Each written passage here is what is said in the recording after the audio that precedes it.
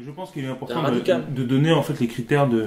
Parce que pour lui, encore une fois, la critique qu'il fait du gauchisme n'est pas du tout une critique politique. Il critique pas la théorie marxiste, il critique pas les marxistes, les révolutionnaires. D'ailleurs, il les prend comme exemple, les bolcheviks, c'est intéressant. Il cite Trotsky, Lénine. Mais c'est pas du tout, encore une fois, c'est pas une critique politique ou conceptuelle. En fait, quand il parle des gauchistes, il parle surtout d'un problème psychologique. Et je pense que c'est important. Donc à un moment donné, il faut expliquer la théorie psychologique du gauchiste selon Théodore Kaczynski. En fait, il y a deux critères. Il y a le sentiment d'infériorité qu'a le gauchiste et la sursocialisation. Le sentiment d'infériorité, il le dit, c'est un sentiment qui est plus large que le complexe d'infériorité. C'est un sentiment général de dévalorisation, d'impuissance, d'abattement, de découragement, de culpabilité, de haine de soi. Haine de soi, il le dit.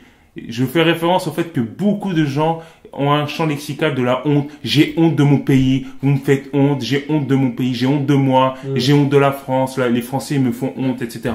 Et regardez bien, écoutez bien dans les discours des gens. Souvent, vous allez entendre le mot honte qui revient souvent dans les discours, si vous les regardez bien. Ou sinon, des attitudes majocistes, comme par exemple provoquer la police, ou vouloir s'allonger sur le sol, etc. Il y a une profonde haine de soi chez le gauchiste. C'est très important à comprendre. En fait, ce critère, vous pouvez le voir, c'est que ce sont des gens qui sont incapables d'avoir une discussion et d'avoir un esprit critique. Si vous les critiquez, ou si vous critiquez des personnes vis-à-vis desquelles ils s'identifient, ils ont des situations de crise de nerfs, de colère, il est impossible de discuter avec eux. Et c'est surtout... Il dit un exemple, par exemple, il dit « Les termes nègre, oriental, handicapé ou poupée pour désigner respectivement un Africain, un Asiatique, une personne invalide ou une femme n'avaient pas à l'origine une connotation désobligeante. Gonzesse, nana ou poupée sont simplement les équivalents féminins de gars, mec ou type. Les connotations péjoratives ont été associées à ces termes dans un deuxième temps par les militants eux-mêmes. Certains défenseurs des droits des animaux vont même jusqu'à proscrire l'appellation animal domestique pour lui substituer celle de compagnon animal. » C'est un exemple de ce qu'il veut dire, tu vois. C'est eux-mêmes qui inventent des trucs... C'est comme à un moment, il parle des anthropologues. Vous savez, on dit les sociétés primitives, les sociétés primitives au sens premier. Oui. Et aujourd'hui, quand on dit que quelqu'un est primitif, ça veut dire quelqu'un de stupide en associé.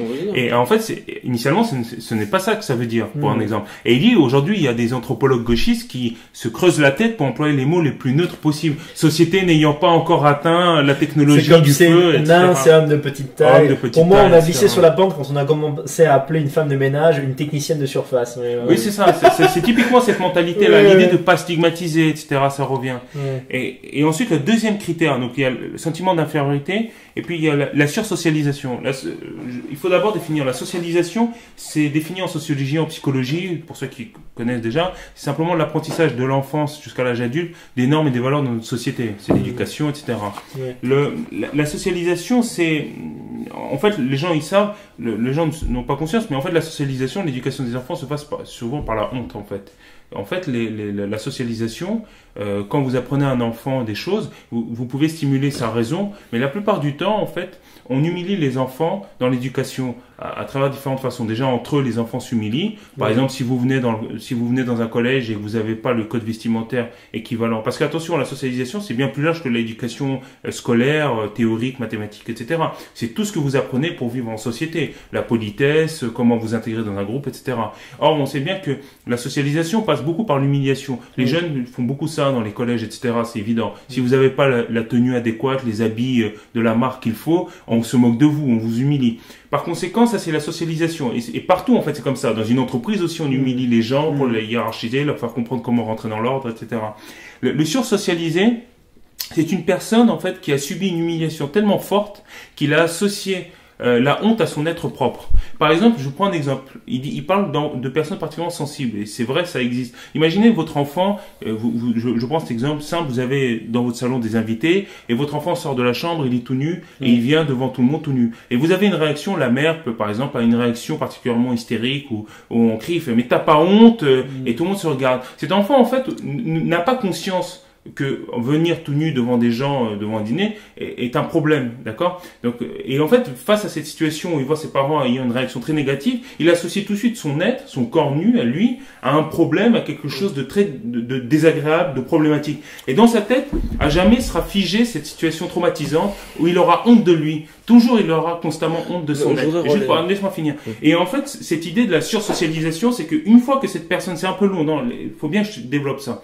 Une fois qu'il a bien associé cette idée, cette individualité en fait est totalement fragilisée, il a totalement intégré, ce qui fait qu'en fait en grandissant, systématiquement, s'il se trouve dans une situation où il va être en porte-à-faux avec une idée dominante, il va tout de suite se soumettre à la doxa dominante pour jamais se retrouver en tant qu'individu à se retrouver dans une situation où il va se refaire humilier. C'est pour ça que la sursocialisation et la dépréciation de soi associée fait que le gauchiste est un collectiviste.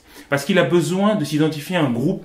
Parce qu'en s'identifiant dans un groupe, il se noie, l'individualité disparaît. Et il ne revivra pas l'expérience de l'humiliation. Parce qu'il ne sera jamais pointé du doigt. Il ira toujours dans le courant des idées dominantes. Il répétera la doxa dominante. Comme dit Kaczynski, les termes tels que confiance en soi, indépendance, initiative, optimiste ne font pas partie du vocabulaire gauchiste. Le gauchiste est à l'opposé de l'individualisme, il est partisan du collectivisme. Tout à fait. C'est pour ça que ce sont des gens qui haïssent en fait l'entrepreneur, haïssent l'individu fort, haïssent l'homme viril, l'homme blanc, la rationalité, tout ça. En fait, c'est pas une critique rationnelle, tu sais, développement contemporain. C'est pas ça, évidemment. Chez les gauchistes aujourd'hui qu'on connaît en France, le critère qualifiant, on va dire, pour sortie du groupe, c'est l'accusation de racisme. D'ailleurs, c'est très bien montré dans la vidéo que j'ai mis sur mon compte, là, le multiculturalisme démonté en une vidéo.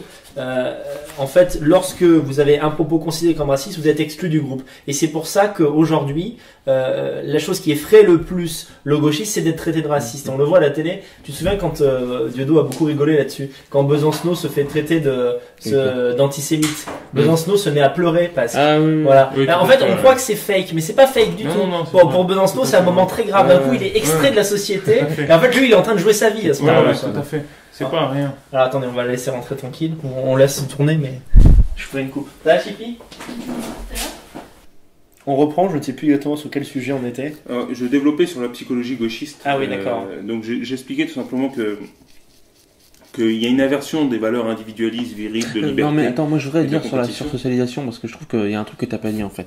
En fait, ce que veut dire Kaczynski, c'est que la socialisation c'est un processus naturel pour qu'un individu intègre des règles pour être bien dans une société. Par exemple, ne pas montrer son sexe devant tout le monde, se laver, respecter l'autre, ne pas agresser, ne pas voler. Vous voyez, c'est un ensemble de règles morales qui est important et qui s'inculque un peu naturellement.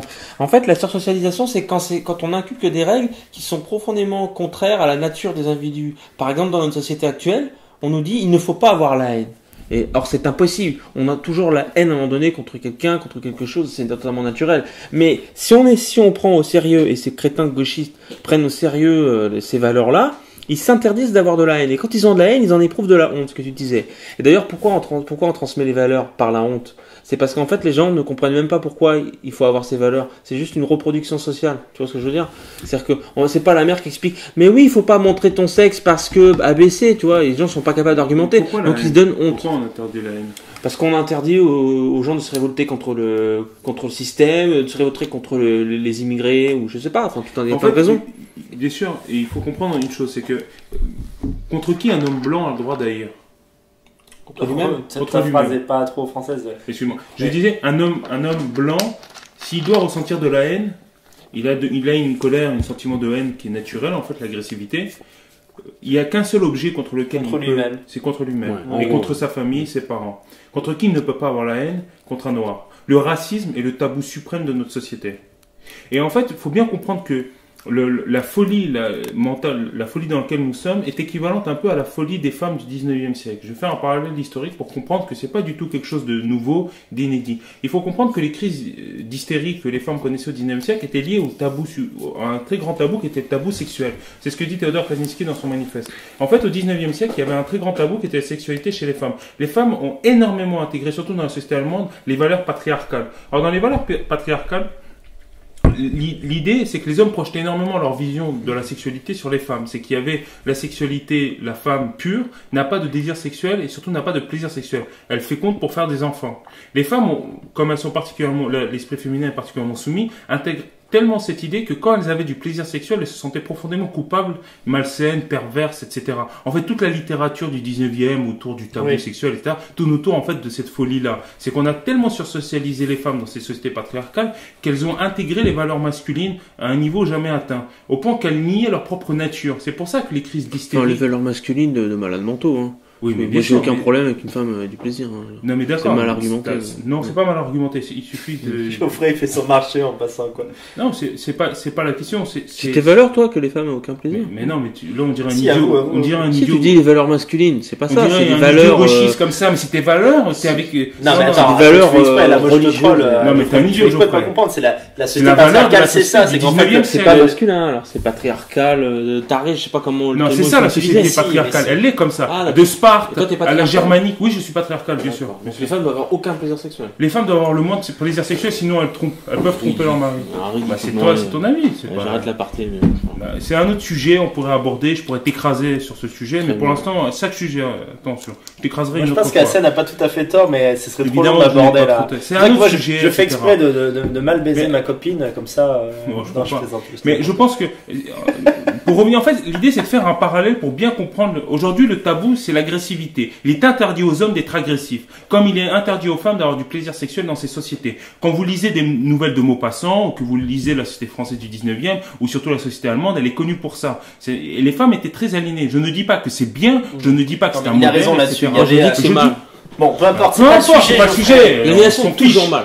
D'accord, Bon. peu importe. Mais dans une société idéale de philosophes, très bien. Mais les hommes ne sont pas comme ça. Ainsi les choses sont faites. Sparte a atteint un moment d'idéal et c'est comme ça. Il y a sûrement des critiques. Il y a toujours des critiques à faire. Donc il n'y a pas d'idéal. La chose étant, c'est pas le sujet. Le sujet, c'est de faire un parallèle entre une société qui est la nôtre où il y a un tabou qui est l'agressivité, qu'on compare à une autre société où il y a un tabou qui était la sexualité. Et on compare que ça avait engendré une pathologie générale qu'on a appelée à l'époque l'hystérie chez les femmes, qui aujourd'hui n'existe plus, parce qu'aujourd'hui le tabou sexuel n'est pas un tabou. Enfin, la sexualité, excusez-moi, n'est pas un tabou. Les femmes parlent librement de sexualité, il n'y a aucun problème. Les hommes et les femmes n'ont pas de problème vis-à-vis de la sexualité. Des hommes peuvent font des familles avec des femmes qui ont déjà des enfants, etc. Donc chez nous, dans notre époque, dans les sociétés occidentales, le sexe n'est pas un tabou et ne gêne personne. Par conséquent, vous n'avez pas de femmes qui ont des maladies équivalentes à celles du 19e, on est bien d'accord. Par contre, l'agressivité est un tabou. Si vous êtes agressif, que vous dites je suis un raciste, vous choquez les gens. Parce que dans leur esprit, ça veut dire que vous êtes dans la haine de quelqu'un. C'est pour ça, d'ailleurs, la doxa, dans la doxa dominant, dans le verbiage dominant journalistique, c'est la haine de l'autre, la fermeture, la haine. Mais tout le temps, si quelqu'un vous dit vous êtes Mais la haine, vous êtes un homme Je peux mauvais. pas si bien dire, tu sais, avec les événements de la semaine dernière, mes propres parents ont dit on a été choqués par ta capacité à être en colère. J'ai dit mais oui, mais parfois quand il y a des sujets qui te mettent en colère et c'est naturel de l'être. Bien sûr. Bien sûr. Et c'est Et considéré très comme quelque chose de important. malsain en fait. Non, mais imaginez maintenant un homme qui est sursocialisé, qui ressent de la colère. Il a une colère, d'accord? Mais il ne le comprend pas. Mais cette colère, elle est là. Mais sauf que son inconscient, son conscient plutôt, lui interdit de se manifester de manière consciente. On va dire, pour parler Sur moi, pour parler comme, effectivement, lui interdit. Donc il ne peut avoir qu'une colère légitime et autorisée contre quoi? Contre lui, l'homme blanc, sa famille, son pays. Et c'est exactement ce que font les gauchistes. C'est pour ça que ce sont des virulents militants anti-France, anti-eux-mêmes. Parce que ce sont des malades mentaux. Ce ne sont pas des adversaires politiques. Ce ne sont pas des gens avec qui vous allez débattre. Vous avez affaire à des fous qui sont surtout en souffrance vis-à-vis d'eux-mêmes. C'est intéressant ce que tu dis. On se trompe en croyant que le gauchisme est une idéologie. C'est une. En fait, c'est des malades mentaux pondus par le système de la société industrielle. Et pourquoi, là, j'enchaîne là-dessus, c'est parce qu'en fait, la société industrielle prive l'individu d'accomplir ce que Kaczynski appelle son processus de pouvoir. Alors, processus de pouvoir, ça paraît compliqué, mais c'est très simple. C'est le fait qu'on a un objectif à faire. Par exemple, je dois aller chercher du bois pour faire pour avoir chaud cette nuit. Donc, un objectif à faire, une difficulté assez élevée quand même pour le réaliser, parce qu'il faut quand même y aller le faire, les porter, enfin une certaine difficulté physique et un tout intellectuel, et réaliser cet objectif. Donc un objectif, une difficulté et réaliser cet objectif. Dans notre société, je veux dire que de l'enfance, enfin même maintenant dans notre société, il y a plus ça. On n'a plus besoin d'efforts pour vivre. Et en fait, les gauchistes sont des gens qui n'ont pas dans leur jeunesse, enfin c'est la théorie de Kaczynski, je pense qu'il a raison, sont des gens qui dans leur jeunesse n'ont pas accompli leur processus de pouvoir assez souvent par des activités de substitution. Par exemple, on peut imaginer, je pense que parmi les sportifs, il y a peu de gauchistes, par exemple. Tu vois. C'est très intéressant ce que tu dis. Ouais, c'est pas moi qui dis, c'est lui. Non, mais c'est intéressant ce que tu dis parce que je ne sais pas comment vous étiez enfant, peut-être que vous. Mais moi, par exemple, mon père m'a fait faire énormément de choses en quantité. Donc t'as pas une mauvaise image de toi. Non, t'as pas un sentiment d'infériorité à la base. Non, pas du tout. Je faisais de la musique, je faisais du sport. T'étais conscient que t'avais une valeur. Ouais. T'étais conscient.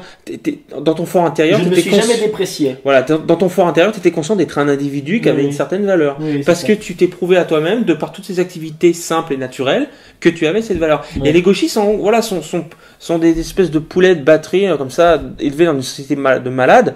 Qui donc ont ce première caractéristique de sentiment d'infériorité lié à ça, et puis deuxième, ce que tu disais, la sursocialisation, c'est-à-dire qu'ils ont trop intégré les valeurs de la société, qui sont trop exagérées, parce que c'est bien de ne pas avoir la haine, on peut comprendre, c'est sûr que vivre tout le temps dans la haine, dans la violence. Tu sais, il y a je sais plus quelle société grecque à un moment donné antique où il y avait une guerre civile, et en fait il y a une loi et les gens se tuaient entre eux, tu vois, il y a une guerre, je sais pas pourquoi il y a des gens qui ont trahi, je sais pas ce qui s'est passé, tu te souviens peut-être mieux que moi, mais en fait il y a une loi qui a été ordonnée, qui a imposé aux gens l'interdiction totale de parler de ces sujets-là et de se venger sous peine de mort. Là, c'était justifié parce que sinon, il en allait de la société. Il en allait de la société, de la survie de la société. Donc, évidemment, il faut une certaine socialisation naturelle. Mais là, il est évident qu'on est entré totalement dans des valeurs profondément contraires. Donc, si un individu qui allie ces deux tendances souffre en fait de sa situation et de ne pas pouvoir exprimer sa haine, sa colère, ne pas pouvoir exprimer, je sais pas, tous ses sentiments, et donc se réfugie dans les mouvements, est attiré par les thématiques gauchistes, de haine de soi, de honte, tu veux dire quelque chose? Oui, faut revenir en fait sur ce que tu dis, sur ce que tu as commencé, il faut finir sur ça, sur le processus de pouvoir et l'idée de l'autonomie. C'est les deux, c'est sur ça qu'il faut développer. Le processus de pouvoir, comme a dit Geoffrey, c'est le fait de se donner un objectif qui est difficile mais réalisable. Si vous donnez un objectif trop difficile, vous échouez, et à force d'échouer, vous devenez dépressif. Tout simplement. Donc, mais si vous n'avez pas d'objectifs réalisables, ou si les objectifs que vous vous donnez sont très faciles, là c'est l'inverse, vous êtes dans une dépression par la facilité. Il prend par exemple un exemple historique sur les aristocrates français avant la Révolution française, dans le XVIIe siècle. Et qu'est-ce qu'il dit? Qu'est-ce que ce sont les aristocrates? Ce sont des gens qui avaient accès à tout. Ils avaient accès à de la nourriture, ils avaient accès au confort, tout leur était donné. Ils naissaient avec le pouvoir. Et il disait, ces gens-là n'ont jamais eu à avoir un processus de pouvoir, c'est-à-dire un sentiment d'accomplissement par eux-mêmes. Parce que dans l'idéologie de l'aristocratie française de cette époque-là, on leur disait qu'ils étaient de droit divin, que tout cela était naturel et qu'ils n'avaient rien à faire pour l'obtenir. Oui. Et donc, quelque part, quand vous voyez l'histoire de la Révolution française, il est quasiment étonnant qu'il n'y a pas eu de guerre d'aristocrates qui se sont armés et sont partis se battre pour défendre leurs droits. Pourquoi? Parce qu'en fait, ils étaient déjà dans une certaine apathie. Ils étaient déjà dans un état dépressif. Et quelque part, eux-mêmes, ça les intéressait plus de voir qu'est-ce qui va se passer après que de continuer cette vie indolente. Et en fait, cet état d'esprit est généré par notre société. Nous sommes en fait des aristocrates comparés. Nous vivons dans l'abondance. Quelqu'un d'une intelligence moyenne trouve un emploi, peut trouver un logement, aura de l'argent, peut voyager. S'il veut s'acheter de la nourriture, il y va. Comparé à la vie de chasseur-cueilleur, où il fallait peut-être 7 heures, comme je vous ai lu comme je vous ai lu au début de l'émission, il a fallu 7 heures pour Théodore d'aller sortir et capturer et attraper 3 lapins. Oui. Et donc, imaginez 7 heures. Pour vous, 3 lapins, vous les achetez, ça ne coûte que quelques dizaines d'euros, peut-être. Et vous comprenez l'idée, c'est que fondamentalement les efforts sont considérables à l'état de nature, alors que dans notre société, vous n'avez quasiment pas d'efforts à faire, si ce n'est des personnes exceptionnelles, des entrepreneurs, etc. Surtout les enfants et les adolescents, c'est-à-dire que peut-être quelqu'un qui travaillerait tôt dans sa vie ne deviendrait pas gauchiste, mais en fait la plupart des gens sont des enfants qui restent attardés très longtemps, c'est-à-dire que jusqu'à le moment où ils doivent travailler, ils sont pas dans le monde du travail et ils sont un peu dans le stade du nourrisson, c'est-à-dire qu'ils n'ont jamais besoin de travailler pour satisfaire leurs besoins. Donc on est tous, la société en fait, on a tous un peu le spectre du gauchisme, et je pense qu'on a tous été à un moment donné, beaucoup en fait d'entre nous, à un moment donné sensibles à certains thèmes gauchistes, en gros le refuge du c'est pas moi, c'est la faute de quelqu'un d'autre, c'est la faute de... Vous voyez, toi, Hassan, on peut quand même parler de ton passé, tu as commencé à l'extrême gauche, donc tu as dû voir ce genre de... Oui, mais moi je suis arrivé à l'extrême gauche, mais de manière comme Théodore Kaczynski, c'est-à-dire que lui à 12-13 ans, il a eu ce choc existentiel et il s'est mis à lire. Moi je l'ai eu quand j'ai découvert le communisme, et j'ai eu un choc existentiel philosophique quand j'ai découvert qu'il y avait une possibilité de l'organisation. J'étais au collège, un lui c'est à 12-13 ans, moi c'est 14-15, et j'ai lu Léon Trotsky, une biographie de Staline, etc. Puis j'ai découvert le communisme. Mais pour moi, rentrer dans le communisme, c'était comme s'engager dans une armée. Ouais. L'idée, c'était à la fois d'être formé intellectuellement et formé au combat. Parce que moi, j'ai cru vraiment, j'ai lu un dictionnaire, j'ai lu Ligue communiste révolutionnaire, et j'ai cru que c'était une armée, en fait, en préparation. Vous imaginez que quand j'ai découvert la réalité, c'est pas ça. Mais attention, ils étaient malins parce qu'ils m'ont pas envoyé vers les gauchistes qui jouaient du tam-tam et fumaient du shit. Ils m'ont envoyé des vieux trotskistes qui, pour eux, leur jeunesse était mai 68. Donc c'était des gens assez vieux. La moyenne d'âge, c'était plus de 80 ans qui m'ont formé. Donc c'est pas du tout la même chose. Mais trompé, en fait. Comment compris, hein. Mais ils m'ont trompé, effectivement. Et j'ai découvert. Mais ils m'ont trompé, mais ils m'ont formé pendant des années. Attention, c'était une discipline. Pour revenir, il y avait une discipline, il y avait un processus de pouvoir qui faisait, par exemple, chaque réunion, je devais lire un livre ou je devais lire une partie du livre et on commentait pendant des heures. Il y avait des objectifs qu'on se donnait. Si je venais en retard, j'étais sanctionné. Je ne rentrais pas, je devais rentrer tout seul, etc. Il y avait une très grande discipline, etc. Et c'est pour ça d'ailleurs qu'ils m'envoyaient jamais vers les jeunes. Ils me l'envoyaient pas parce qu'ils savaient très bien que si j'allais rencontrer ces jeunes gauchistes, j'allais tout de suite comprendre, voir que ça n'allait pas, que leurs objectifs n'étaient pas la révolution. Ils étaient ailleurs dans un autre monde. Déjà, c'était des bourgeois blancs qui vivaient dans des beaux quartiers et qui s'amusaient à jouer les révolutionnaires, qui se faisaient plaisir et qui étaient avant tout des drogués, des alcooliques. Et c'était pas du tout mon état d'esprit. Donc effectivement, j'ai vécu en fait la rencontre du gauchisme. Mais moi j'ai toujours été en fait un anti-gauchiste. Enfin, autant que faire se peut, on est toujours un produit de sa société. Donc on est toujours un gauchiste. On s'invente toujours des histoires. Parce qu'il y a une des conséquences logiques du gauchisme, une des conséquences, c'est que le gauchiste ne veut absolument jamais assumer la responsabilité. Ça aussi, c'est un trait très important de notre société. Et c'est pour ça que c'est un trait là pour revenir de la critique qu'on fait contre Alain Soral sur, par exemple, l'islam, c'est que quand vous dites, par exemple, les attentats, c'est pas les musulmans, c'est le Mossad, vous déresponsabilisez les gens et ça participe à une thèse gauchiste. C'est qu'en fait, les musulmans ne sont que des victimes. Quand vous dites, par exemple... C'est comme s'ils n'avaient pas de volonté propre. Comme s'ils n'avaient pas de volonté propre, donc ils ne pouvaient pas assumer. Et en réalité, l'idée de dire les premières victimes des attentats islamiques, c'est le musulman, c'est profondément immoral. Et c'est en plus les déresponsabiliser. Et c'est en fait toute la trame des thèses gauchistes sont souvent des thèses dans lesquelles on ne responsabilise jamais les personnes en question. Ils sont toujours des mineurs, comme les Africains. Un peu vis-à-vis des thèses, et c'est toujours les blancs qui sont responsables du bien comme du mal. Et c'est pour ça que dans un débat, par exemple, vis-à-vis des gauchistes, etc., ce qui me choquait, c'est mais les Africains sont des hommes comme les autres, avec une autonomie, une capacité à se prendre des décisions. Ils ne sont pas purement des pantins qui reçoivent des ordres, etc. Et ils peuvent choisir de faire ceci ou de pas le faire. Donc ils ne sont responsables. Il y a un racisme dont les gauchistes n'ont pas conscience, qui est de ne prêter aucune volonté. Tout à fait. Et aucun Kaczynski en parle d'ailleurs. Ils disent, enfin, il dit, et en fait, ils ne voudront jamais se l'avouer, les gauchistes, mais le fait que le gauchiste blanc, par exemple, des classes moyennes qui s'identifient à un noir, un homosexuel ou je sais pas quoi, c'est parce qu'en fait, il perçoit ce groupe comme un groupe faible. En fait, c'est lui qui, quelque part, dans sa vision, il est raciste aussi. C'est toujours le truc, faut les aider à, ils ont mal compris, ceci, cela. Donc en fait, on les infantilise totalement. Oui. Les gauchos infantilisent les immigrés, et donc en fait, ils leur manquent de respect, et les immigrés ne s'en rendent même pas compte. C'est par contre, parce qu'eux-mêmes, ils sont gauchisés. Ceux qui s'en rendent compte, ils sont avec nous, ils sont dissidents, quoi. Mais attention, les gens aussi sont gauchisés, les Africains, les Arabes en France sont gauchisés. Ça les avantages, mais eux-mêmes, ils sont gauchisés, attention. Mais c'est un exemple, on peut prendre l'exemple du féminisme. Une féministe, quelle est son obsession? C'est qu'une femme ne soit pas à la hauteur d'un homme. Oui. Mais parce que sa crainte, son angoisse profonde, c'est que la femme est inférieure à l'homme. Oui. Et donc elle vit dans cette course permanente de se prouver que les femmes ne sont pas inférieures à l'homme. Mais s'il faut le prouver, c'est que ce ne l'est pas encore. Donc il faut faire l'expérience. C'est-à-dire, je veux dire que je n'ai pas besoin de prouver quelque chose. Je n'ai pas l'obsession de prouver une évidence que que l'eau mouille et que le feu brûle. Donc pourquoi vouloir absolument être obsédé par l'idée de prouver cela? Je voudrais quand même qu'on en revienne à Kaczynski, c'est-à-dire quel rapport il établit entre la gauchisation des esprits et le triomphe de ce monde qu'il exècre. Pourquoi parle-t-il de cela en fait? Il faudrait expliquer aux gens qui n'ont pas lu le livre. Je t'ai expliqué au début, j'expliquais, c'est que en fait, il regarde les mouvements révolutionnaires écologistes et il s'est dit mais pourquoi ces mouvements ne donnent pas de résultats ou pourquoi ils en donnaient avant et à un moment donné ils dégénèrent. Et il se heurtait en fait à ce profil psychologique de militant de base, qui est le gauchisme, qui en fait est attiré par le mouvement parce que ça l'attire parce que ça résonne avec ses thématiques gauchistes, comme défendre les minorités, comme défendre les pauvres petits animaux, etc.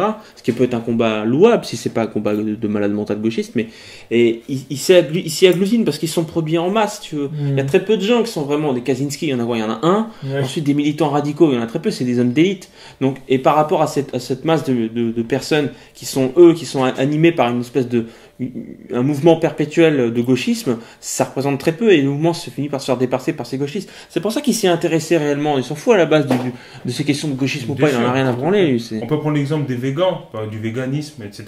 Ce sont des fanatiques gauchistes et des malades mentaux. Il est évident. Ce sont des gens qui ont en fait une haine profonde. C'est toujours le même processus. Ils ont la haine d'eux-mêmes. Le véganisme a la spécificité, c'est que eux, ils considèrent, par exemple, il y a un nouveau terme, c'est le spécisme, c'est le racisme contre les autres espèces. Mais c'est toujours le même processus. C'est le dernier degré de la folie. Mais quoi. Oui, c'est le dernier degré. C'est pour ça que le véganisme, ce sont des malades mentaux. Je veux dire, le dernier degré, c'est les mecs, en fait, ils sont encore plus véganes que véganes. C'est qu'ils disent qu'il faut manger les trucs qui tombent dans la bouche comme les noix, comme ça, et pas cueillir les pauvres petites pommes des arbres. Ça existe, hein, je te jure. C'est des ultra radicaux et il faut. Pourquoi pas? Mais faut lécher vois, les racines. En fait, comme ça, au maximum. On voit bien mais... quelque part, c'est la morbidité. Ils vont ce sont des idées toujours plus morbides les unes que les autres. En fait, interdire de manger de la viande, interdire de manger quasiment. J'ai oublié le nom, mais je le retrouverai, je le mettrai en commentaire. Il y a une secte aux États-Unis qui prône la disparition de l'humanité parce que l'humanité est la cause, on va dire, de la pollution, voilà, de ce que dénonce aussi Kaczynski. Donc eux, ils sont carrément remontés à la source. Le problème, c'est l'humain. Donc en fait, leur dogme religieux un peu satanique et dingue, c'est de dire que tout ce qui va vers la mort, elle doit être encouragé. Moi, je me souviens une fois, on avait rencontré une fille, elle nous disait qu'elle voulait pas d'enfants parce que les enfants, elle avait un discours malthusien en disant, il y a déjà beaucoup trop de gens sur Terre et tout ça. Elle nous disait, mais tu sais, il y a énormément d'immigrés qui viennent en France, ça serait peut-être bien de faire des enfants. Évidemment, ça la choquait. Mais on était déjà là-dedans. C'est drôle, c'est qu'il y a vraiment que les blancs pour s'inquiéter de la surpopulation. Hein. C'est des questionnements.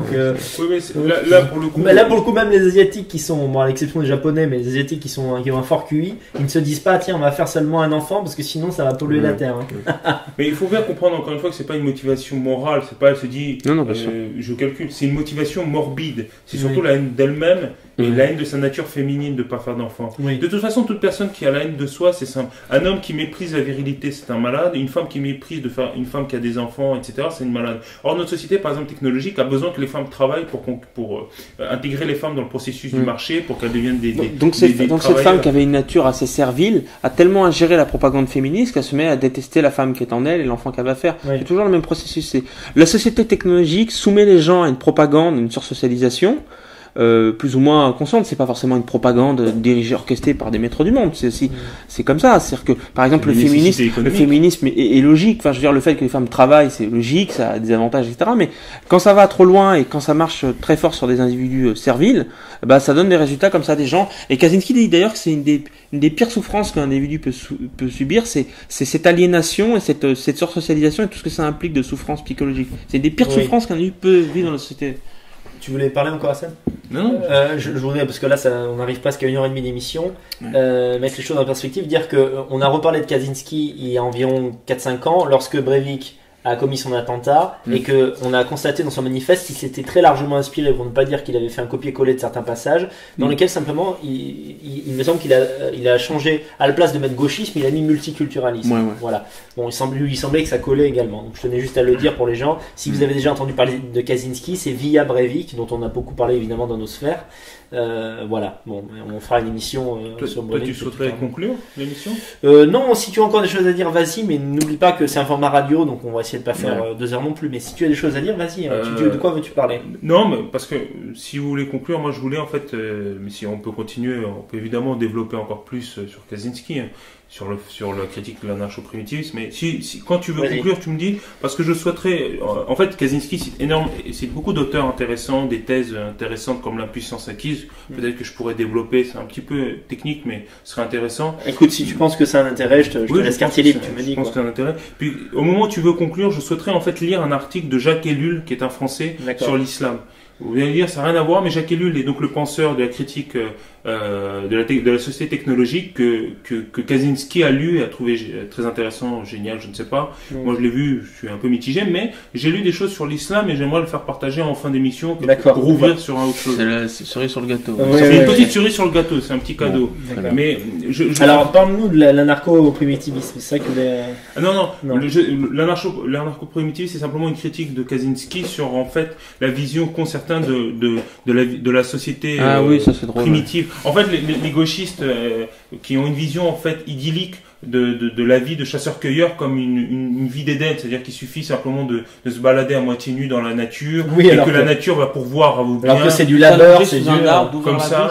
Avant que le fruit tombe dans ta bouche. Les fruits tombent dans la bouche, il suffit de ramasser. On a besoin de travailler qu'1 heure par jour. Mais c'est pas que ça, attention, c'est pas que ça. C'est pas juste le fait qu'il n'y a pas de travail. Il y a aussi toute une folle idée il y a l'égalité des sexes, il n'y a pas de, il y a une démocratie, il n'y a pas de souffrance, il n'y a pas d'exploitation, les gens sont heureux. Là, c'est clairement l'erreur de Rousseau qui n'avait jamais connu de sauvages et qui les a idéalisés et qui se disait dans leur société tout doit être vraiment parfait. Parce qu'on a beaucoup dit sur Rousseau, moi j'ai beaucoup lu Rousseau. On a dit, non, en fait, c'est pas ce qu'on croit, Rousseau a pas dit ça, mais en fait, si. Rousseau sur le bon sauvage, il s'est entièrement planté. On dit que c'est un essai qu'il a fait de dire prendre à contre-pied la thèse que la situation est bonne. Oui. Et moi, en le lisant, j'ai vraiment pas eu Non, c'était enfantin, c'était très naïf. C'était vraiment l'idée que c'est le premier des gauchistes. Voilà, il y a le pire ennemi, c'est lui. Non mais l'idée en fait c'est quoi? C'est que ils idéalisent en fait une société qui n'existe pas, une société idéale. Et en fait simplement dans le passage, dans le livre, Théodore Kaczynski démontre point par point l'idée que dans la société de chasseurs-cueilleurs il y avait l'égalité des sexes, il n'y avait pas d'homophobie, qu'il n'y avait pas de violence, qu'il y avait un respect de la nature. Par exemple, il s'amuse à se moquer parce que vous savez un peu dans les films hollywoodiens, vous avez comme le Danse avec les loups, vous avez des Indiens comme ça qui vivent en harmonie, on respecte les animaux, etc. Et en fait il montre que par exemple ils avaient des techniques de chasse complètement absurdes où les antilopes ou je ne sais quel herbivore étaient entraînés vers une falaise et étaient projetés dans une falaise. Donc il y a une dizaine ou une centaine, peut-être cinquantaine tombés alors qu'ils en avaient besoin d'en prendre que 4 ou 5. Et le reste pourrissait comme ça. Et ils en avaient strictement rien à faire. Il n'y avait pas de prière au dieu soleil. C'est très important ce que tu dis. En fait, c'est dans la nature humaine en fait. On est des techniciens. Et par exemple, il montre que dès l'instant où les chasseurs-cueilleurs avaient accès par exemple à des haches, au lieu de monter tout en haut pour cueillir les fruits, etc., ils coupaient les forêts de manière complètement barbare. C'est de la désinformation totale de faire croire qu'il y a un amour de la nature et des animaux plus important chez les primitifs, alors que c'est juste ce qu'on fait passer pour de la gentillesse, en réalité, est simplement de la nullité. Oui, mais c'est de la nécessité. Oui. Non mais c'est le côté où ils vont te dire il y a que les blancs qui ont détruit des forêts, etc. Mais parce que nous avons eu la capacité technologique de le faire. Ce n'est pas par moralité que tu vois par exemple sur la construction d'une ville. Tu vois non mais c'est très important à rappeler. Non mais attention, les Amérindiens, les plaines des États-Unis, c'est pas du tout naturel. Il y avait des forêts. Les Amérindiens ont brûlé des forêts, des hectares et des hectares de forêts, ont profondément transformé le paysage. Ils ont fait une pampa alors que c'était une forêt. Oui, pour pouvoir avoir un développement des bisons. C'est purement artificiel. C'est juste pour avoir une explosion de la population de bisons. Ils ont créé l'environnement idéal pour le foisonnement des bisons. C'est ça qu'ils ont fait. Ils ont été comme nous. Ils ont la même méthode rationnelle. Ils l'ont appliquée et ils ont transformé le paysage définitivement. Ils ont détruit une forêt. Pour donner l'exemple. Mais en fait, encore une fois, l'idée c'est toujours ça. C'est toujours de haïr notre société et de créer un idéal absolu qui ne peut pas être atteint pour pouvoir toujours alimenter la critique et la haine. Oui. C'est ça l'idée. C'est toujours avoir un idéal vis-à-vis duquel on se compare et contre lequel la société... Alors qu'en fait, ce qui est intéressant, c'est que notre société est la société la plus collectiviste, la plus solidaire, la plus humaine qui soit. Et c'est ça en fait. C'est qu'on vit dans la société idéale des gauchistes dont ils n'ont pas conscience. Et là, la folie. C'est vrai. Il y a un truc qu'il faut dire aussi, juste par rapport à la socialisation, c'est un très bon argument contre les gauchistes, c'est que le gauchiste a l'impression de se rebeller contre une oppression de la société, contre les valeurs de la société. Kaczynski donne un excellent exemple. Il dit, par exemple, le gauchiste, il voudrait que les Noirs aux États-Unis s'habillent comme des Noirs, écoutent de la musique noire, revendiquent leur culture, leur identité, etc. Mais au fond, en fait, ils veulent que les Noirs s'assimilent à la société technologique, parce qu'ils veulent que les Noirs fassent des études, deviennent des travailleurs comme les travailleurs blancs, fondent une famille. En fait, ils ont l'impression, en gros, d'être contre le système, mais en fait, c'est ce que le système veut. Parce que le système, il veut que les gens bossent, il veut que les gens s'assimilent, ils veulent pas qu'il y ait des... Tu vois ce que je veux dire? C'est toujours la même chose. C'est comme le racisme. On vit pas, c'est raciste. Pourtant, c'est ce qu'ils disent tout le temps, hein. Tu lis des indigènes de la République ou tout ça, ils disent, on vit dans une société profondément raciste, des propos de malades mentaux, tu vois. alors qu'on est totalement anti-raciste. En fait, ils sont vraiment pondus. Ils ne font que reproduire et répéter les valeurs du système, et ils sont persuadés que c'est pas les valeurs du système, que c'est les valeurs révolutionnaires. C'est ça qui est fou, c'est qu'ils croient se rebeller alors qu'ils s'esclavagisent encore plus.